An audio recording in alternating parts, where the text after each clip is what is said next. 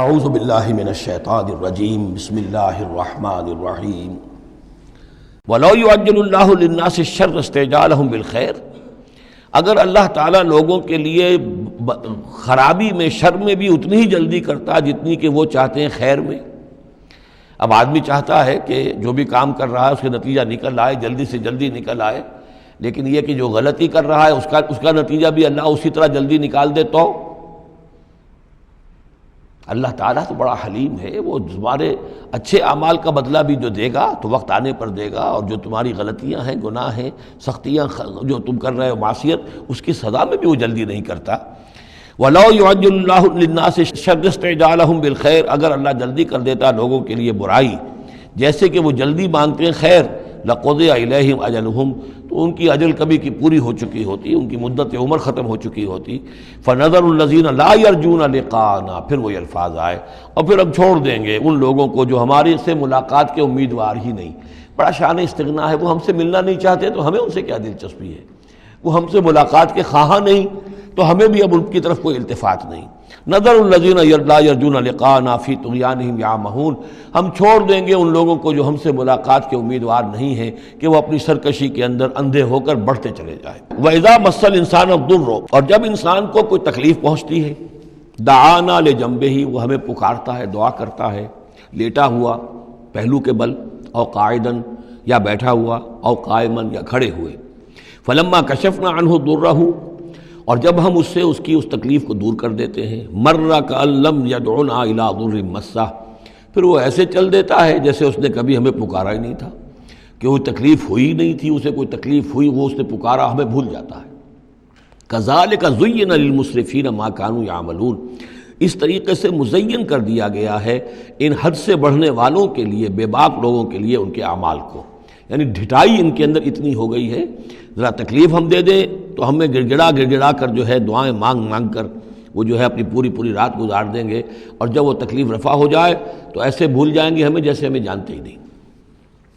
وَلَقَدْ أَهْلَكْنَا الْقُرُونَ مِن قَبْلِكُمْ، اور ہم نے تم سے پہلے بھی بہت سی نسلوں کو اور قوموں کو ہلاک کیا، لما ظلموا، جب انہوں نے گناہ کی روش اختیار کی، ظلم کا رویہ اختیار کیا، وَجَاءَتْهُمْ رُسُلُهُم بِالْبَيِّنَاتِ، اور ان کے پاس بھی آئے تھے ان کے رسول بینات لے کر، واضح تعلیمات لے کر، وَمَا كَانُوا لِيُؤْمِنُوا، لیکن وہ نہیں تھے ایمان لانے والے، كَذَلِكَ نَجْزِي الْقَوْمَ الْمُجْرِمِينَ، اسی طرح ہم بدلہ دیا کرتے ہیں مجرم لوگوں کو۔ ثُمَّ جَعَلْنَاكُمْ خَلَائِفَ فِي الْأَرْضِ مِن بَعْدِهِمْ، پھر ان کے بعد ہم نے تمہیں زمین میں ان کا جانشین بنا دیا، لِنَنظُرَ كَيْفَ تَعْمَلُونَ، تاکہ ہم دیکھیں کہ تم کیا کرتے ہو۔ یعنی یہ کہ یہ زندگی جو ہے دنیا کی انفرادی سطح پر بھی ہر شخص جو ہے قلزم ہستی سے تو ابرا ہے مانند حباب، اس زیاں خانے میں تیرا امتحان ہے زندگی، تو ہر شخص جو ہے 30 40 50 60 70 برس کا امتحان دے رہا ہے، اور قومیں ہوتی ہیں، امتیں ہوتی ہیں، وہ بھی ایک مجموعی اور ایک طویل حساب کے ساتھ جو ہے ان کا بھی آزمائش کا دور ہوتا ہے، ان کی بھی آزمائش ہو رہی ہے۔ ثم جعلناکم خلائف فی الارض من بعدہم لننظر کیف تعملون واذا تتلی علیہم آیاتنا بینات، اور جب ان کو پڑھ کر سنائی جاتی ہیں ہماری روشن آیات، قال الذین لا یرجون لقاءنا، پھر وہی لفظ آ گیا، کہتے ہیں وہ لوگ کہ جو ہم سے ملاقات کے امیدوار نہیں ہیں۔ جب ہم سے ملاقات کے امیدوار نہیں، ہماری آیات کی طرف متوجہ نہیں، استہزاء کرتے ہیں، ان کو سنجیدگی سے سننے کی کوشش ہی نہیں کرتے، وہ کیا کہتے ہیں، ائت بقرآن غیر ھذا او بدلہ، اے محمد اس قرآن کے سوا کوئی قرآن آپ پیش کریں یا اس میں کوئی ترمیم کریں۔ اٹس ٹو ریجڈ، یہ تو بہت سخت ہے، آخر ہماری بھی کوئی بات مانی جانی چاہیے، کوئی کمپرومائز ہونا چاہیے، کچھ گیو اینڈ ٹیک ہونا چاہیے، کچھ ہمارے معبودوں کو آپ مانیں، کچھ ہم آپ کی باتیں مان لیں، کوئی نہ کوئی مصالحت کی روش ہونی چاہیے۔ یہ قرآن تو بالکل ان کمپرومائزنگ ہے، بہت ریجڈ ہے۔ ائت بقرآن غیر ھذا، اس کے علاوہ کوئی قرآن لائیے تو ہم مان لیں گے، او بدل ہو، یا اسی میں کوئی ترمیم کر لیجئے، تھوڑی بہت چیزیں نکال دیجئے اس میں سے۔ قل ما یکون لی ان ابدلہ من تلقاء نفسی، اے نبی کہہ دیجئے میرے لیے ہرگز ممکن نہیں ہے کہ میں اس میں اپنے جی سے، اپنی طرف سے کوئی تبدیلی کر دوں۔ ان اتبع الا ما یوحی الی، میں تو خود پیروی کرتا ہوں اس کی جو میری طرف وحی کی جا رہی ہے، میں پابند ہوں، میں اس کے اندر کوئی کمی بیشی، کوئی ترمیم و تنسیخ نہیں کر سکتا۔ انی اخاف ان عصیت ربی عذاب یوم عظیم، مجھے خود ڈر ہے اگر میں اپنے پروردگار کی نافرمانی کروں گا تو ایک بڑے دن کے عذاب کی پکڑ میں آ جاؤں گا۔ قل لو شاء اللہ ما تلوتہ علیکم، ان سے کہیے دیکھو اگر اللہ چاہتا میں یہ قرآن اس کو تمہیں پڑھ کر نہ سناتا، ولا ادراکم بہ، نہ میں یہ تم تک پہنچاتا، تمہیں واقف کراتا اس سے، فقد لبثت فیکم عمرا من قبلہ، تو اس سے پہلے بھی میں تمہارے درمیان ایک عمر گزار چکا ہوں، 40 برس تمہارے مابین رہا ہوں، میں نہ کوئی شاعر تھا نہ ساحر تھا،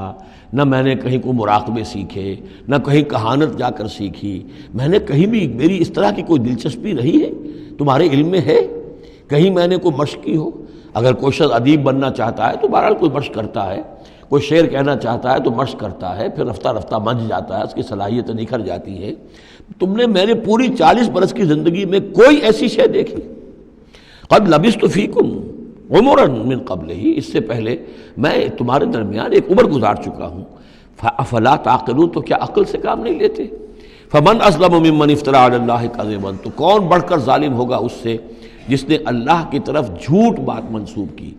یعنی اگر یہ قرآن جو میرے پاس آ رہا ہے اللہ کی طرف سے نہیں ہے اور میں گھڑ کر پیش کر رہا ہوں تو مجھ سے بڑھ کر ظالم کوئی نہیں، مجھ سے بڑا گناہ گار کوئی نہیں۔ لیکن دوسری طرف اوکذب بآیاتہ، اور اگر یہ واقعتاً اس کی آیات ہے تو جو ان کو جھٹلا دے گا اس سے بڑا ظالم کوئی نہیں۔ تو یہ دونوں چیزیں جو ہیں برابر کی چوٹ اب آ گئی ہیں، اب ہر شخص کو دیکھنا ہے کہ وہ کیا روش اختیار کر رہا ہے۔